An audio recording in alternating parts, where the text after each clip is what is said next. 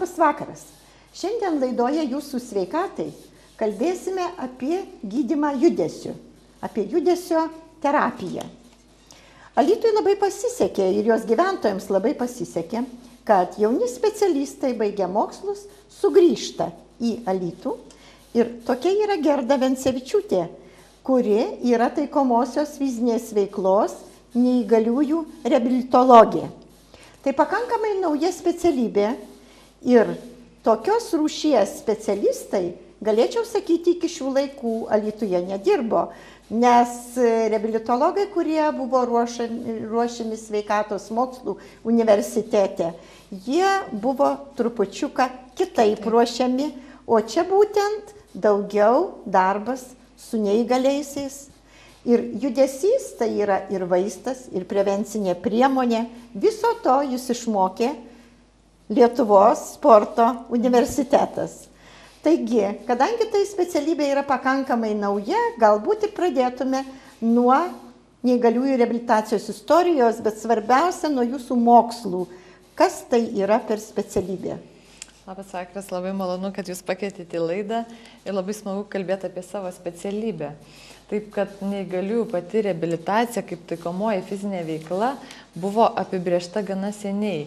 Tai buvo apibrėžta 1973 metais belgų ir kanadiečių.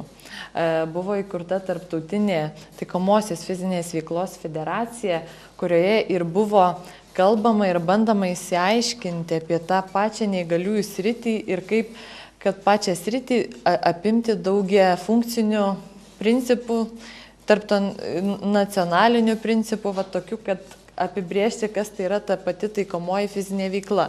O pati savoka jau kaip ir įsigalėjo, tai 1989 metais.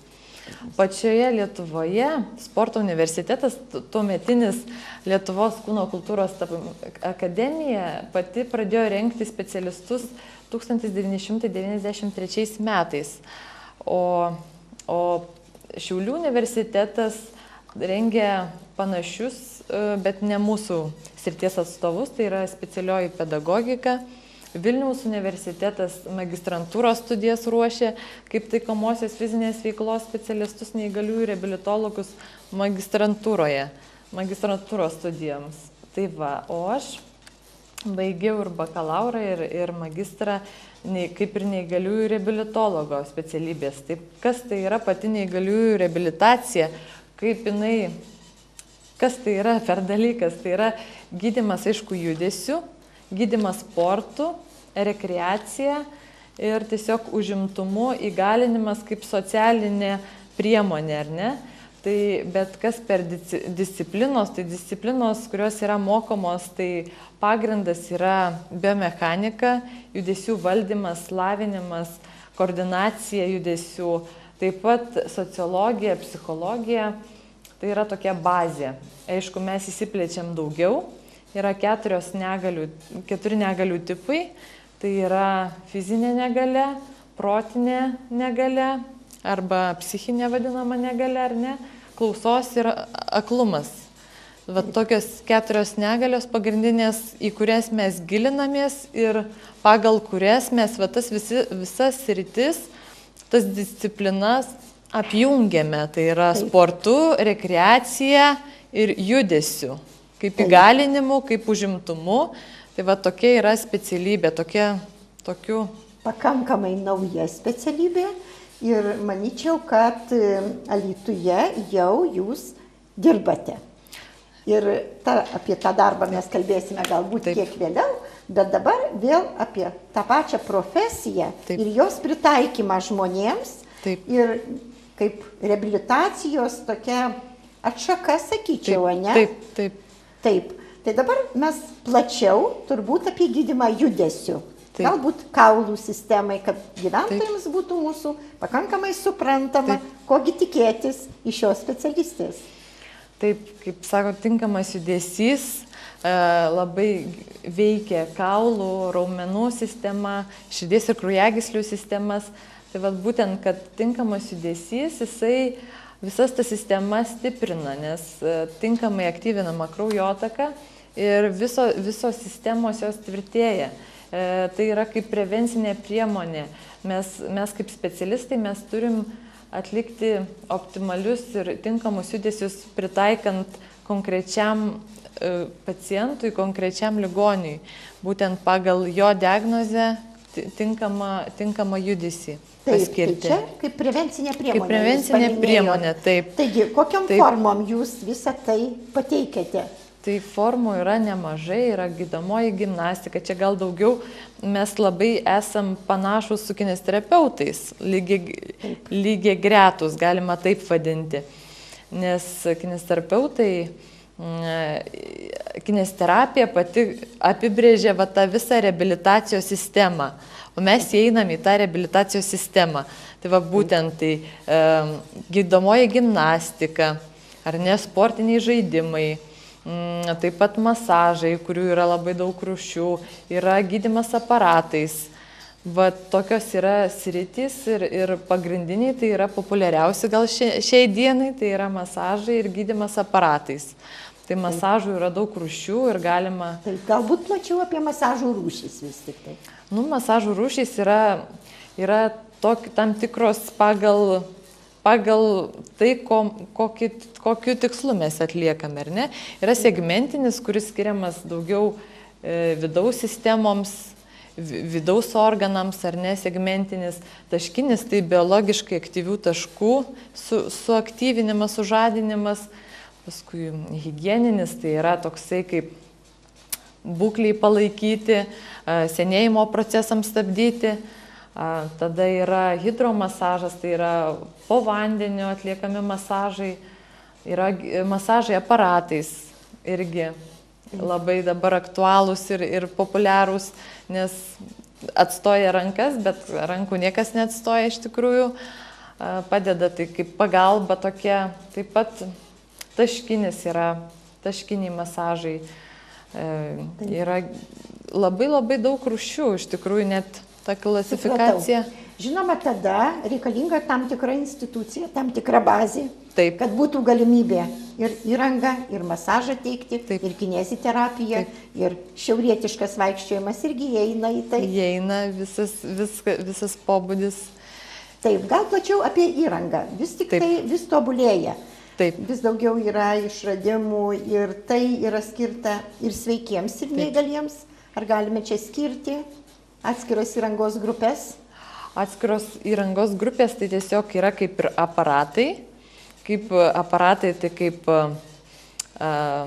tiesiog žmogaus įgalinimas, kaip tiesiog, net nežinau, man atrodo, kad nesu tokia jau specialistė aparatų srityje, tai tiesiog yra aparatai, yra stacionarūs aparatai, yra aparatai, kurie tvirtinasi prie žmogaus, gal robotai, tiesiog yra daug rūšių, porūšių ir tiesiog nežinau konkrečiai. Čia perspektyva dar tik tai galbūt. Perspektyva, aišku, mūsų reabilitacijos centrai turi įvairių aparatų, bet mums reikia jų daugiau, kad jie būtų, kad kuo naujesni, kad kuo geriau tarnautų žmogui. Taip.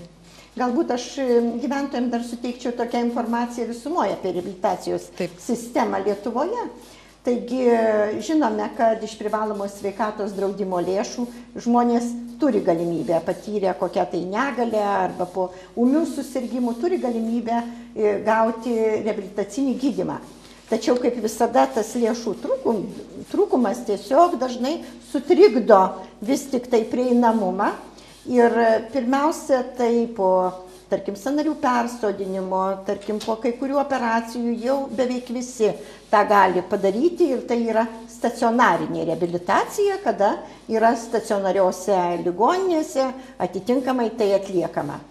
Kita dalis tai yra mūsų reabilitacinėse įstaigose, tai Druskininkai mums arti, Palanga, taip pat Birštonas. Iš tiesų, Alytus geroja tokioje geografinėje padėtyje ir čia tiek vaikai, tiek suaugę jau ten gali ir su atitinkama įranga turbūt gauti reabilitacinės priemonės.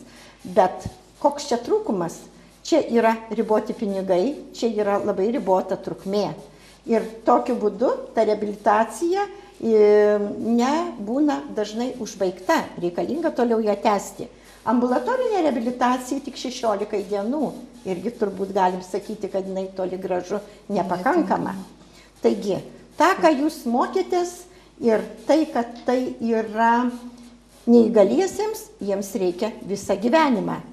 Būtent. Taigi, kaip dabar jūs įsivaizduojate tą reabilitaciją, tokį testinumą jau po, tarkim, stacionarių įstaigų, po reabilitacinių įstaigų priemonių, kaip galėtų vystytis toliau, tarkim, tam pačiam mūsų Alytuje? Alytuje, aišku, yra daug privataus sektoriaus, individualių ar ne, darbuotojų, kurie dirba ar ne savo ar įmonėms.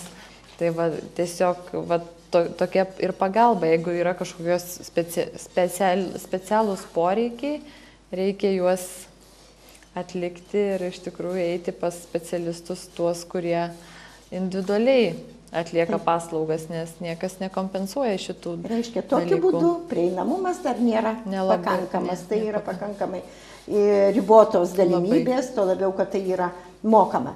Tačiau, kiek aš žinau, Lietuvos sporto universitetas dirba vis tik tai tą kryptim, atliekamos studijos. Taip. Ir kokią jūs čia matote perspektyvą, kiek jūs dar bendradarbiaujate dabar su universitetu? Man iš tikrųjų labai pasisekė, nes dalyvauju tokiam dar besirutuliojančiam projekte. UAB tokia įmonė Vildoma, ji sukūrė reabilitacinės vaikštynės, kur ir mūsų profesorius ir docentas dėstytojas Skučas, Kęstutis Skučas, jisai atlieka studijas būtent su tos įmonės reabilitacinė vaikštynė, kaip prevencinė priemonė, kaip tiesiog kaip atlieka studiją. Ir aš norėčiau apžvelgti, kadangi tai ne mano studija, šiek tiek paskaityti pačių rezultatų tos studijos, jeigu galima. Tai vat, buvo 7 tiriamieji, turintys nugaros ar ne pažaidą, tai nevaldo apatinės dalies, tai yra paraplegikai. Ir vat, buvo atliekama taikomosios fizinės veiklos ir mokslo studijų laboratorijoje. Dalyvavo 7 Kauno neįgaliųjų rekreacijos sporto klubo nariai. Tai vat, patyrė nugaros smegenų pažeidimus. Tiriamųjų amžius nuo 24 iki 35 metų ir toliau tęsiasi iki 45 metų. Tai visumoje nuo 24 iki 45 metų.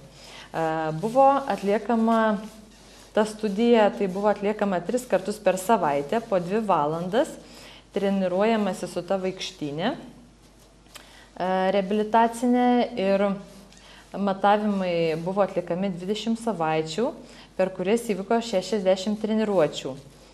Lankomumas buvo kintantis. Tačiau kokia ta studijos, kas įvyko ir kokie rezultatai. Rezultatai labai teigiami ir pozityvūs.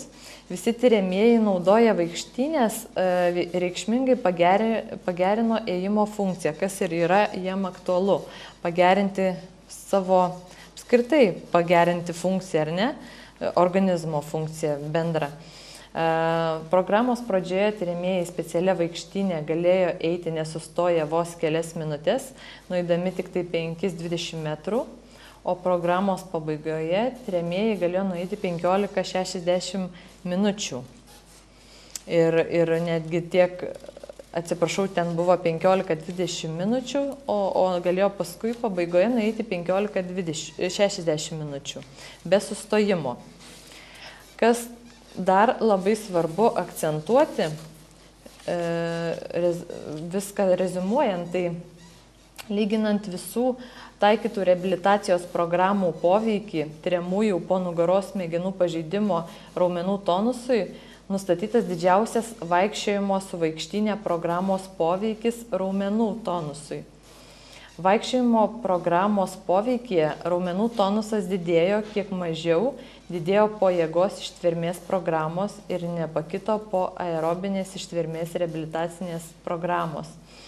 Taigi, vaikščiojimas specialia vaikštynė yra universali, skirtinga nugaros smegenų pažeidimą turinčių asmenų reabilitacijos priemonė, gerinanti neįgaliųjų kraujotaką.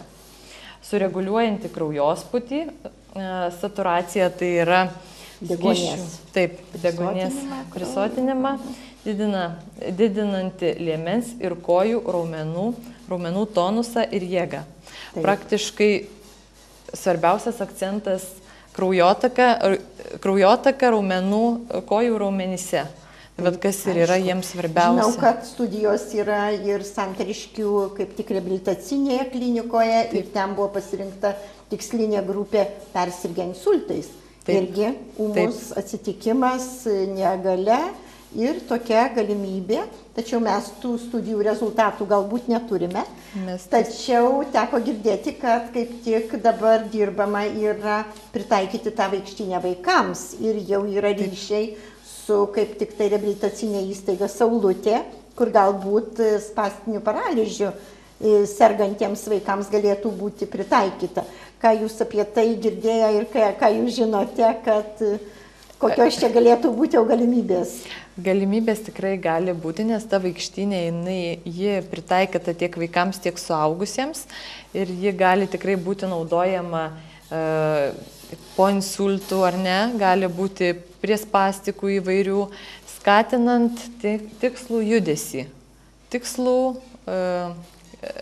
atkartoti ėjimo funkciją mums reikia tiesiog kaip gerinanti priemonė tai turi būti, bet tikslus, geras judesys, tinkamas judesys. Su tuo susijęta ir raumenų viskas tiesiog taip. Ir žmogus tik tai važinėjantis, tarkim, vežimėlį, jis gali būti vertikalioj padėty ir pajausti tą ėjimo funkcija, iš tikrųjų ten ir socializacija, ir ta pati ar ne mums reikalinga fizinis toksai kaip palaikymas, fizinės būklės palaikymas. Na, bet mums svarbiausia pranešti, ką mes galim pažadėti Alytaus gyventojams ir Alytaus neįgaliesiems. Tai ką galėtumėt pasakyti, koks yra planas šioj srity? Šioje srityje planas turėti Alytuje tokią vaikštynę, neįgaliųjų sporto klube Alytupis ir turėtume irgi atlikti tą pačią studiją kaip ir Kęstutis, docentas Kęstutis Kučas ir bandysime testuoti įvairių negalių žmonės, turinčius ir po insultų, ir turintiems ar ne smegenų pažeidimus, kurie nevaikšto, tai tiesiog bandysime atlikti studiją ir bandysime rinkti metodinę medžiagą pačiai įmoniai, kad jinai galėtų tą vaikštynę atvežti į reabilitacijos centrus ir tai būtų kaip prieinama priemonė kiekvienam. Taip, ta priemonė yra šiuo metu sertifikuota? Taip, ši priemonė sertifikuota, tiesiog dar laiko klausimas, tiesiog ji turėtų greitai patekti į Alytų ir tiesiog turėtų būti vykdomos studijos. Ar tai galėtų būti brangu? Brangu, tai tiesiog, aišku, viskas yra įmanoma. Yra kaip tiesiog galima ieškoti rėmėjų, galima projektiniam lėšom, galima nuomotis. Čia nebūtinai ją reikia įsigyti, tiesiog ieškoti galimybių. Galbūt Alytupis ir galėtų padaryti tokį. Taip, sutartis ar tiesiog yra variantų daug. Aišku, jau mes galėtume galbūt pažiūrėti reportažą, vienaip ar kitaip kalbėjom apie tą Lietuvoje išradimą ir mes galėtume įvardinti tą išradėją ir galbūt tada reportaže pamatyti jau natūraliai tai. Aš irgi taip manau, kad reikia mums pasižiūrėti ir viskas bus gal aišku.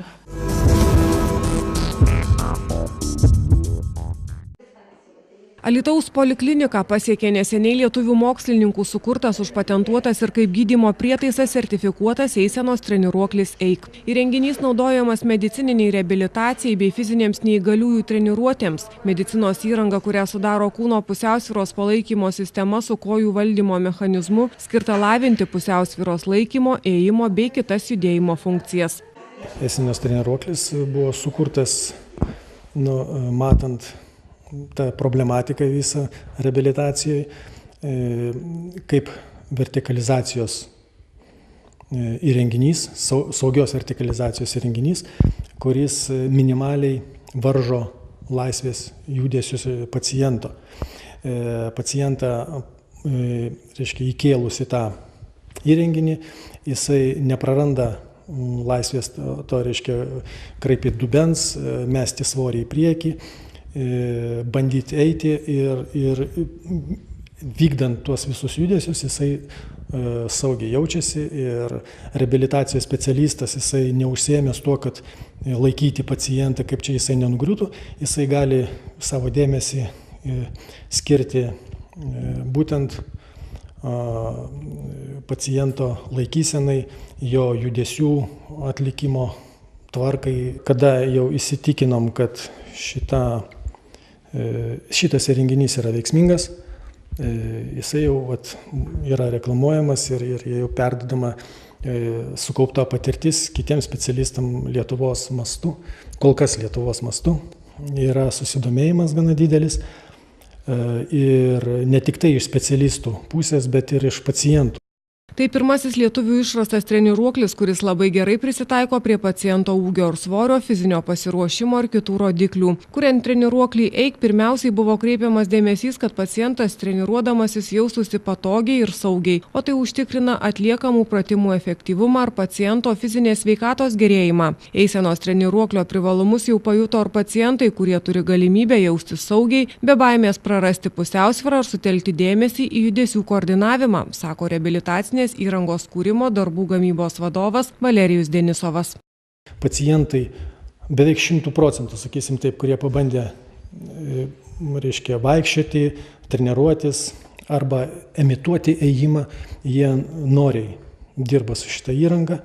Na ir specialistai, kurie pripranta, reabilitacijos specialistai, kurie pripranta prie šitos įrangos, irgi noriai dirba su ją ir gana teigiamas požiūris iš visų, tiek iš specialistų, tiek iš pacientų. Eisenos treniruoklis skirtas asmenims patiriantiems pusiausvyros laikymo bei judėjimo sunkumus po traumų, operacijų, insultų ir kitų sveikatos sutrikimų. Įranga lengvai priderinama prie paciento fizinių gebėjimų, padeda lengviau atlikti savarankiškus judesius. Šitas treniruoklis jisai tinka praktiškai visiems pacientam, kurie reikalauja, kurie patys blogai stovi dėl kažkokių tai priežasčių, sakykime, sutrikusi arba tai pusiausvyros, ar tai galūnių, reiškia, apatinių, ar ten po stuburo traumų, po cerebrinis paralyžius, po insulto, kurios reikia saugiai vertikalizuoti, kad jie toliau jau galėtų patys pradėti atlikti kažkokius tai judesius, kad jie pasijaustų saugus ir atsipalaiduotų, tiems judesiams būtų paruošti. Visiems tiem, aišku, pacientam reikalinga ta įranga. Eisenos treniruoklis tinkamas ne tik suaugusiems, bet ir vaikams nuo 10 metų amžiaus. Šita įranga yra skirta žmonėms iki 120 kg ir iki praktiškai 2 metrų ūgio žmonėms. Tačiau mes tą įrangą esame nuvežę į Druskininkų sanatoriją Saulutę. Ir daktaras Jonas Tertelis mielai sutiko ir pasidalinti patirtimi ir naudoti tą įrangą ir kaupti mums irgi, padėti sukaupti informaciją, kokiems vaikams ir kaip jinai galėtų būti pritaikoma. Iš ties tai jo nuomonė yra labai puikia, nes šita įranga jo nuomonė labiausiai atitinka biomechaninius žmogaus principus ir vaikams, pastikams su cerebriniu paralyžiumi, jų neįkalina kaip kitos įrangos, kaip arba robotai, bet tiesiog leidžia vaikams atliekantiems pratimus jausti savo kūną ir atlikti visus judesius, nevaržant laisvės judesių. Šita įranga, jinai buvo gaminama suaugusiems, bet mes bandėme Druskininkuose sanatorijoje su vaikais, kurie yra 10 metų amžiaus. Tai viskas labai puikiai tinka. Jeigu įranga pasiteisins ir iš tikrųjų jinai bus reikalinga, mes ketiname sukurti vaikams, kurių amžius būtų iki 10 metų. Ir manome, kad čia mūsų tolesnės veiklos perspektyvos. Eisenos treniruoklio EIK privalumais vieni pirmųjų galės naudotis ir Alytaus poliklinikos integralios pagalbos kineziterapeutai ir jų pacientai.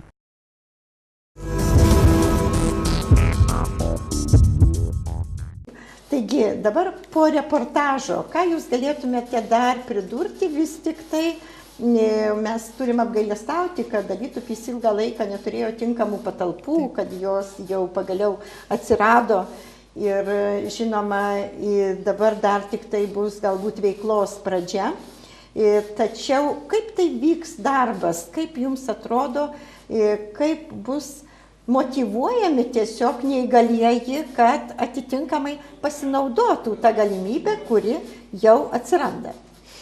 Ši vaikštynė, aš manau, turėtų būti kaip tokia rekreacinė priemonė ir reabilitacinė. Būtent konkreti pavadinime slypi visa esmė, o kiekvienas žmogus turintis tam tikrą ar ne tikrą pažeidimą, jie nori būti reabilituojami ir jiems reikia to. Taip, kad, man atrodo, juos pritraukti tikrai nebus sunku. Jie patys norės, aišku, tiesiog reikės informuoti kiekvieną asmeniškai, kurie priklauso klubui, kurie priklauso gal stovi eilėje ar net, nežinau, nušviesti plačiau visuomeniai per spaudą, kad yra tokia galimybė ir kad vykdoma studija kilniais tikslais, bendradarbiaujant su sporto universitetu ir su pačia įmonė, kad tiesiog tai yra bendras tikslas ir kad tai yra prieinama kiekvienam. Tai aš manau, bus nušviesta ir papasakota. Ar jūs jau esate aptarę tos studijos trukmė, kokia tai galėtų būti 2015 metai? Tai galėtume įtilpti į tuos metus? Manau, kad galima įtilpti į tuos metus, bet ryškesnių studijų ir rezultatų tai vyksta ne taip greitai tie rezultatai. Ypatingai, kai yra sunkus pažeidimas, tai ir ilgalaikis pažeidimas jau, ar ne, tai tas rezultatas daug sudėtingiau pasiekiamas, bet iš tikrųjų gal 15 metų bus apžvalga, einant į 16 metus, aš manau, bus suskirstyta į tam tikrus segmentus, ką mes sieksim, ką mes gal bandysim įrodyti, tęsti Kęstučio studijas, taip kad tai yra nauja perspektyva neįgaliesiems. Taigi, kalbėjome mes visumoje apie gydymą judesiu. Galbūt laidai baigiantis jūs galėtumėt apibendrintai, kaip jūs pati kaip specialistė įsitikinus mūsų gyventojų prieinamumo pagerinimui būtent gydymosi judesiu. Mes esam, kaip jūs minėjot, labai geroj geografinėje vietoje ir zonoje, kad turim labai gražų miestą žalę, tai mes tiesiog turim judėti, kiek įmanoma. O judėjimas tai yra mūsų sveikata, tai tiesiog judėkim, turim miškus, turim sporto bazės, naudokimės jomis ir bus viskas gal gerai. Gerai, tada ačiū šiuo kartu Gerdai Vancevičiūtei už atsakymus į klausimus. Manau, kad mes panašiame eterį galėtume susitikti ateityje, kada bus daugiau rezultatų, o šiuo kartu laidą baigtume ir tariame sudie iki kitų pasimatymų.